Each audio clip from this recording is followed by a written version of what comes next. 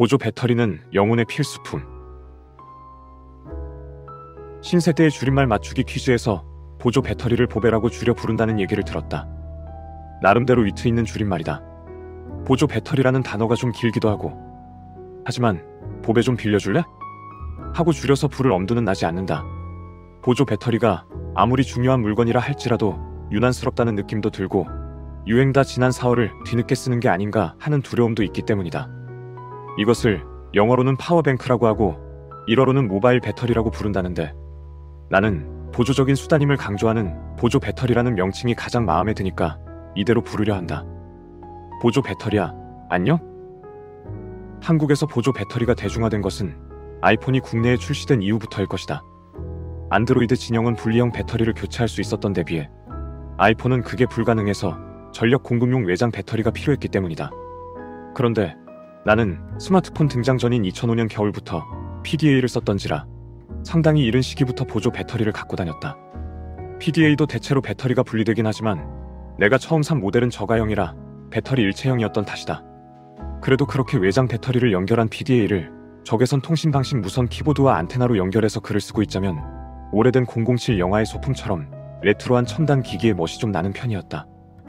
지나가던 사람이 그건 얼마쯤 하냐고 물어본 적도 있는데, 태블릿과 블루투스 키보드가 보편화된 요즘 돌이켜 생각해보면 참으로 시답잖은 한편으로 17년이나 지났는데도 보조 배터리만은 모양새가 똑같으니 배터리 기술의 발전이 더디긴 더디구나 싶다. 보조 배터리는 기기를 충전하는 것 말고 딱히 다른 기능을 하지 않기에 교체 주기가 상당히 긴 편이고, 나는 지금까지 7개의 보조 배터리를 사용해왔다. 처음 장만한 게 PDA 시절에 쓰던 2500mAh 정도의 모델, 그 다음이 5000 정도 되는 것이었다. 둘 다 기성 18650 셀이 들어간 것으로 한 개냐 두 개냐의 차이가 있을 뿐이었는데, 둘 다 원통형의 기성 배터리를 넣은 물건인 만큼 크고 무겁다는 단점이 컸다.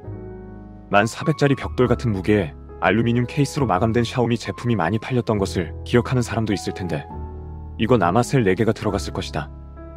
나는 이것에 USB 조명을 꽂고 받침을 만들어 지금도 야간용 랜턴이나 스탠드처럼 쓰고 있다. 길게 쓰는 물건이 아니라 수명 손상이 느껴지지 않기에 잘만 하면 죽을 때까지 쓸지도 모르겠다. 이런 9세대 제품 이후로는 아예 전용으로 만들어진 배터리 팩이 들어간 물건들을 쓰기 시작했다. 아마 리튬이온 배터리 제작 단가가 낮아진 덕이 아닐까 싶다. 이런 제품 중에서 지금도 기념으로 잘 갖고 있는 배터리가 왓챠 플레이 런칭 파티에 당첨되어 기념으로 받은 물건인데, 2500 정도의 작은 용량이지만 카드형이라고 부를 정도로 작고 가벼워서 요긴하게 잘 써먹었다. 지금도 판촉용으로 그런 모델이 나오긴 할 텐데 용량이 너무 작아 쓰는 사람이 보이진 않는다. 2016년에는 나도 5000짜리를 새로 샀다. 애니메이션 너의 이름은 이미지가 인쇄된 케이블 일체형이었다. 충전 케이블을 따로 챙길 필요가 없어 아주 간편한 반면에 기본 충전 단자가 5핀이고 라이트닝용 젠더가 하나 더 들어있을 뿐이라 주력기기 충전 단자가 C타입으로 넘어간 뒤로 쓰기가 좀 애매해졌다는 게 문제였다. 그래서 원래 모양으로 깔끔하게 선을 수납해서 갖고 다니길 포기하고 C타입 젠더를 항상 끼워서 들고 다녀야 했는데, 빈번히 쓰다 보니 노후되어 결국은 폐기하고 말았다. 좋아했던 그림도 다 달아버렸고. 이런 일체형 모델은 2020년 정도까지 흔히 볼 수 있었고, 그 시대 물건이 지금도 쓰이는 것을 종종 볼 수 있다. 그런데 어째서인지 그 뒤로는 시장에서 새 제품이 거의 자취를 감추고 말았다. 종종 발화 사고가 일어난 탓인지, 아니면 대세가 된 고속 충전을 감당하기 어려운 형태였기 때문인지, 그것도 아니면 5000도 너무 부족하기 때문인지는 모르겠다. 나는 이 5000짜리 배터리 말고도 장시간 외출용으로 10,000짜리 보조 배터리도 따로 보유하고 있었는데, 5000짜리를 버리고 나니 어째 짧은 외출에 갖고 다닐 가벼운 배터리가 아쉬워서 5000짜리를 새로 하나 구입했다. 이때 그냥 적당히 쓰던 것과 비슷한 모델을 사려 했는데 도통 찾을 수 없어서 고민을 많이 했다. 그리하여 고민 끝에 선택한 것이 고속 충전, 무선 충전이 모두 가능한 5000짜리 배터리였다.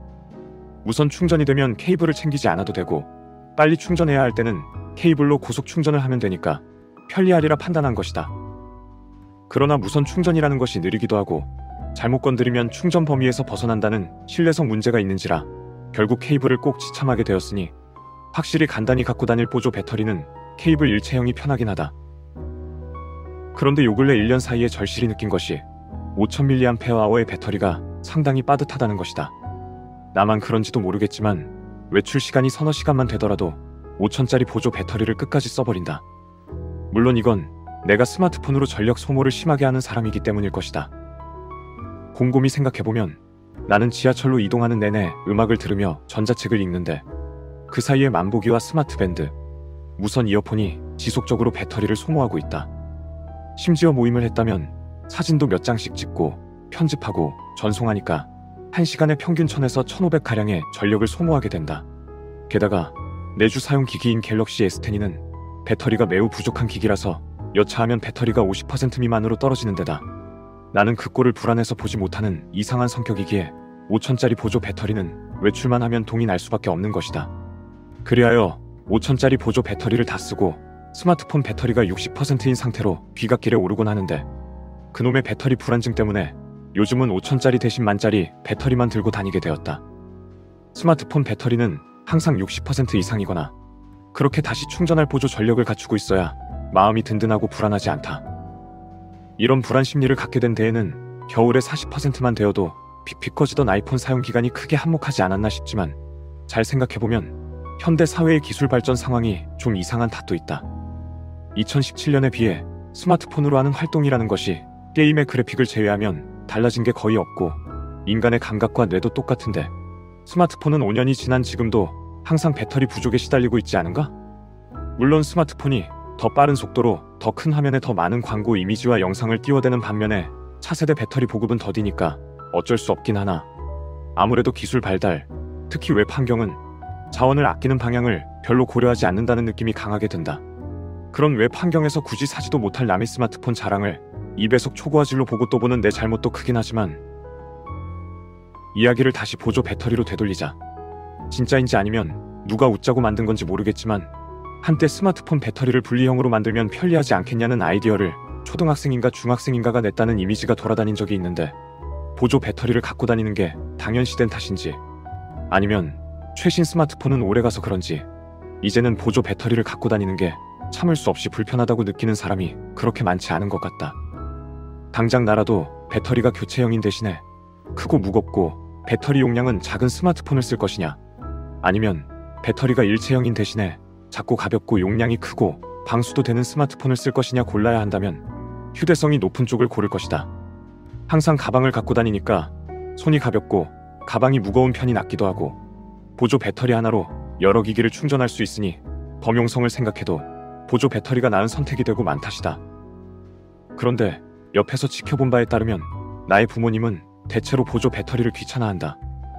옛날에는 교체식 배터리가 작고 가벼워서 재킷 주머니에 넣어도 부담이 없었기에 교체용 배터리도 곧잘 소지하고 다녔는데 근래에 들어서 일체형이 된 이후로는 어지간해선 보조 배터리를 챙기려 하지 않고 챙겨가면 남의 스마트폰 충전해주느라 바쁘다고 불평하기도 한다. 소지한 기기가 하나니까 범용성이 눈곳만큼도 장점이 아니게 되는 탓이다. 이런 경우를 생각하면 플래그십 스마트폰 중 배터리 교체형이 하나씩 나와도 괜찮을 것 같기도 하다. 하지만 기업이 특수목적용이 아니면 굳이 그런 제품을 지속적으로 내줄 것 같지는 않고 오로지 저전력 기술만 발전해서 충전 없이 하루 이상 너끈히 과격하게 쓸 수 있는 스마트폰이 나오는 게 더 빠를 것 같다. 다음 세대에는 아마 그런 제품을 쓸 수 있겠지. 그러면 보조 배터리가 당연했던 내 세대는 애들한테 혹시 모르니까 나갈 때 보조 배터리 하나 꼭 챙겨가라고 잔소리를 하고 애들은 무슨 선사시대도 아니고 귀찮게 시리 뭐 그런 걸 갖고 다니라고 하냐고 짜증을 낼 것이다. 늙는 얘기를 하니까 문득 생각이 났는데 체력에 대한 별 생각도 걱정도 없이 대충 돌아다녔던 예전과 달라서 요즘은 가방에 카페인이 함유된 사탕을 꼭 소지하고 다니며 지치면 먹는다. 생물은 일체형 배터리인데다가 심지어 잘 쓰지 않으면 순식간에 노후되는 문제가 있는지라 이런 식으로 외장 배터리를 갖고 다닐 수밖에 없는 것이다. 즉, 내 가방에는 전자기기 먹일 에너지와 나 먹을 에너지가 다 들어있는 셈인데 이것들을 보자면 갈수록 삶이 발전하는 게 아니라 비효율적인 방향으로 퇴화하는 것 같아 암담해지기도 한다.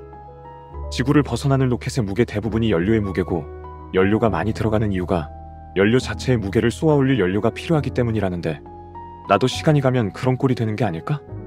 그러나 다행한 점은 인간을 위한 것이든 전자기기를 위한 것이든 외장 배터리는 남이 필요로 할 때 내어줄 수 있다는 것이다. 실제로 외출 중에 일행에게 사탕을 나눠줄 때도 있고 외장 배터리를 빌려줄 때도 있는데 이런 행위가 사람을 절박하지 않지만 은근한 공경에서 구한다는 것을 생각하면 묵직한 작동산이를 바리바리 싸들고 다니는 것도 제법 보람있는 일이다. 앞으로도 외출할 때면 사탕과 보조 배터리는 꼭 챙겨 다닐 생각이다. 손수건이란 남을 위해서 갖고 다니는 것이라는 말이 있는데 보조 배터리와 사탕도 남을 생각하며 기꺼이 갖고 다닐 만한 물건이 아닐까라고 요즘도 무거운 가방에 고통받는 자신을 속여본다.